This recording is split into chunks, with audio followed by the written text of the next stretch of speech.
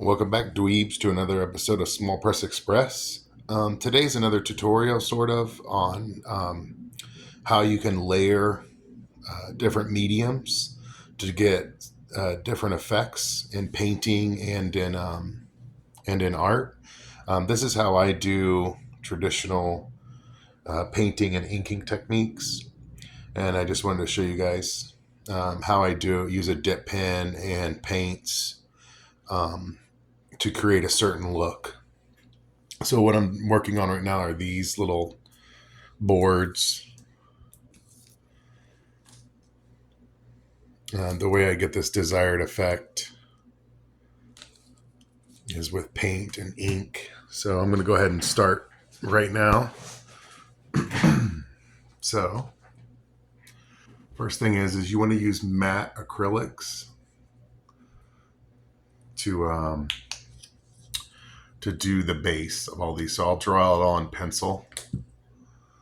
Usually I'll have a palette, but I forget to grab it. So, and then I got to I'm doing the background on this piece. And then you come in and just paint over some of my detail work that I used a pencil for. So you got to kind of remember what the piece was supposed to look like when you go to do all the details. And sometimes you have to do 2 or 3 coats to get the nice matte, solid matte look. So, and you have to wait for them to dry to make sure that they're not see-through, kind of. They don't have any of the paper shining through. This is pretty thick matte acrylics. This color is, so I don't have to do as many coats with this color. But like this brownish gray color, I have to do a couple coats to get it to work. I'm just using cheap Canson illustration board. I found that illustration board is better than just watercolor paper or paper because it doesn't warp. I mean, it does, but not nearly as bad as like paper does. It kind of keeps its shape.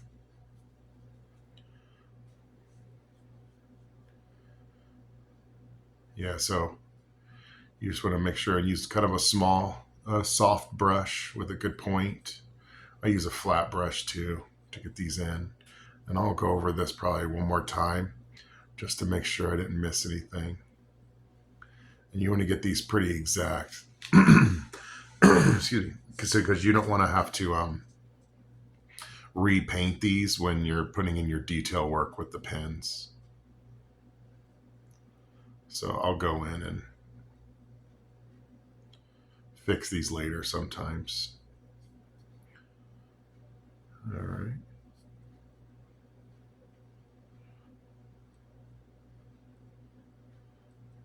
This gray paint doesn't really like to be worked on top of for some reason. I don't know why, because I think it's mostly using white, and a lot of the whites paints aren't very good for working on top of with other mediums. At least these matte acrylics are that way. I'll put a little dab on here again. A little dab. I tend to do the bases first, like a shirt, and then the backgrounds, like the bottom. Do all those first, and then I tend to paint or do the rest on top of that. So if there's any detail work that I missed, it won't be covered up when I go to do the background later. I use white paint for the white of their faces too. I might as well finish it. And you have to make sure these are fully dry before you can ink on top of it. It's pretty surprising how much you can ink, what mediums will actually take ink. The Uni Posca markers aren't very good on top of these, on top of this paint. They tend to like to bleed, or when you paint over them, they're hard to paint over. and so is ink. So you want to get these paints down as best you can before you start inking on top, so that you're not worried about painting over the ink, because the ink doesn't like to be painted over. Clean this up a little. Add a little bit more coat.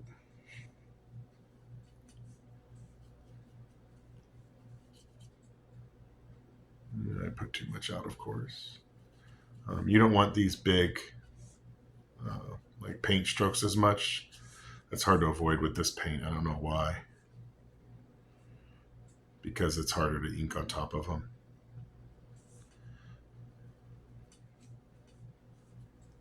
So yeah, there's that.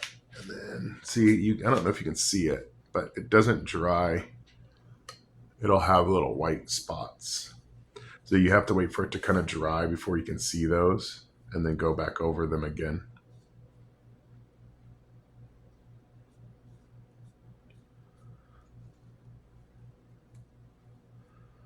So what I'll usually do is let this dry a couple times and then paint on top of it. Like this is like 3 layers of paint. That's pretty good for now. We'll set this aside. I'll clean it with a white, baby white for now. Usually I'll just do it in the sink, but I don't want it hardening on the brush while I'm doing this. All right, I'm going to switch over.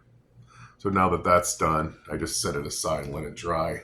So most of the time I'll let it dry overnight so that I have no worries about it not inking right.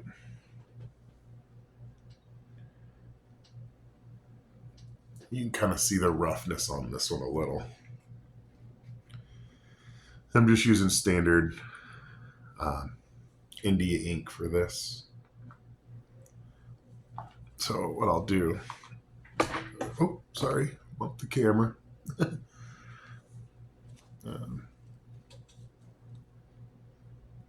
And this is a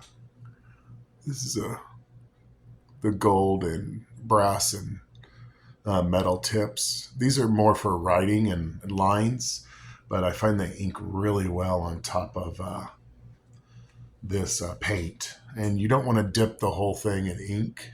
You kind of just want to dip it a little bit, kind of like a paintbrush. And then what you'll do is just slowly go over all these the detail.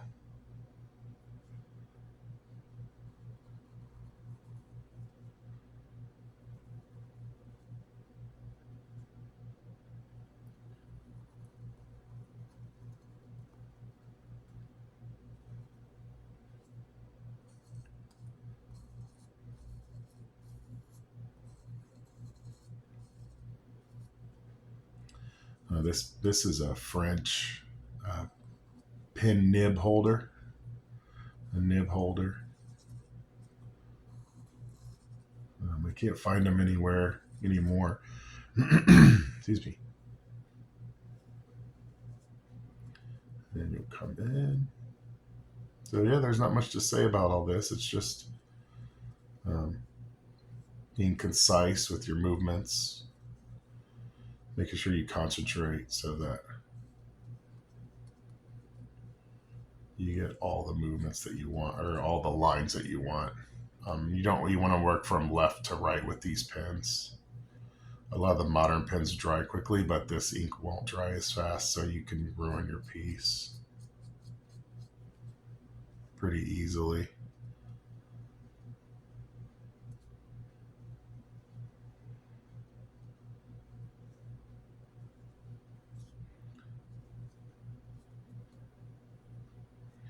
And see, the rough parts are harder to ink on top of.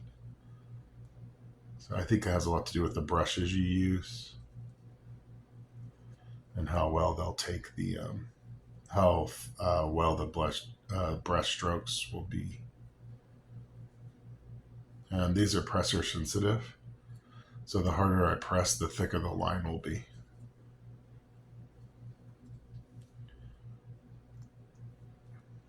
The head's the hardest part. Sometimes I'll have to go in and correct this because the lines will be off a little, even after I do it.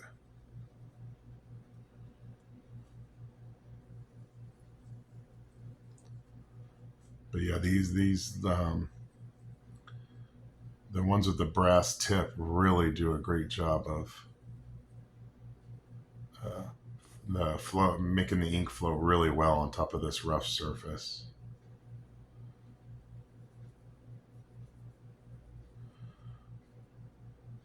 And I use paint on his pants just so that I get the um, so that I can go back over it. Let's see, I'll move this over.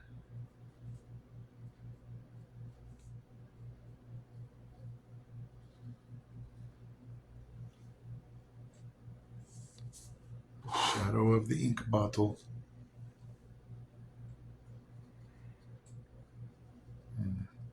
See, like there, it tends to want to bleed out when you go over the thicker parts of the paint.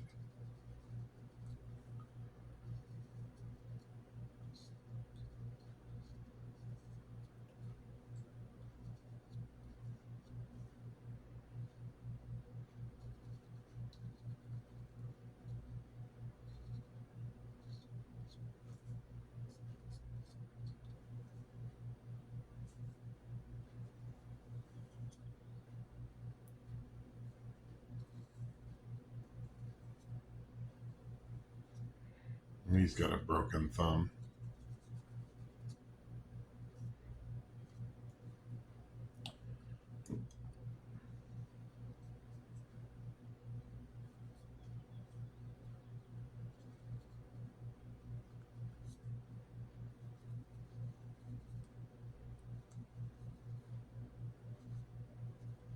Yeah, there's not much to it.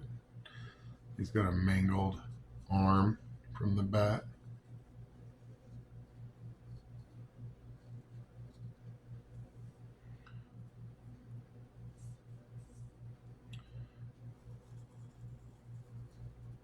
And I'll go through and do the, and then I'll add details to the wall. I'll come in and put a darker paint in this recess here. So I'll let this dry and then do a darker paint.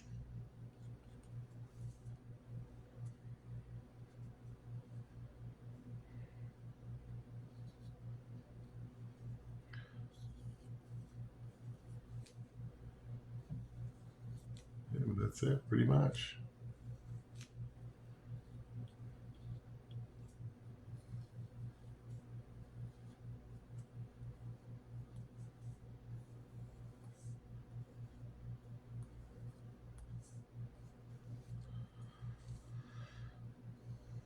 I'm just doing a whole series of these again. I did them a while back and I had kind of forgotten how to do it. So, but now I remember when I used the dip pen because the uni Poscas don't really like going over this paint so much. Certain colors and shades.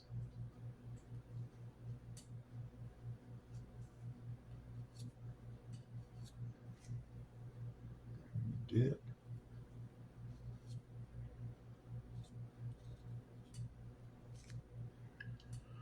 That's about it. I'll do the.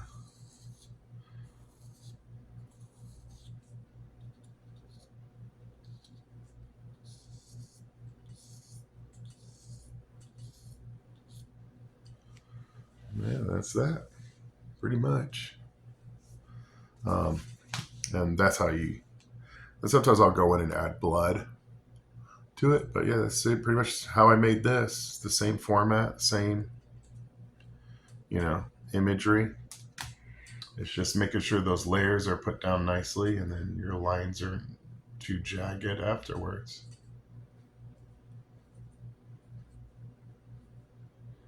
I'll sign it and be done. Yeah, and this is from 2016. So it's been a while since I've done these, but I really enjoy doing them. So I figured I'd do another one and show you guys how to do it. And that's about it. Clean the tip, and then I'll add splatter. So I'll cover it with some paper, and then I add the splatter like this, the little stars in the background. But that's pretty much finished for now.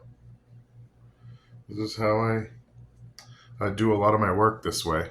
It's fast and easy, and once you get these base coats down with the paint, it tends to be pretty easy. So I hope this helps you in your search to, or your journey to become an artiste, a comic artist. And thanks for watching. Hit like, subscribe, and hopefully I'll see you around. Thanks.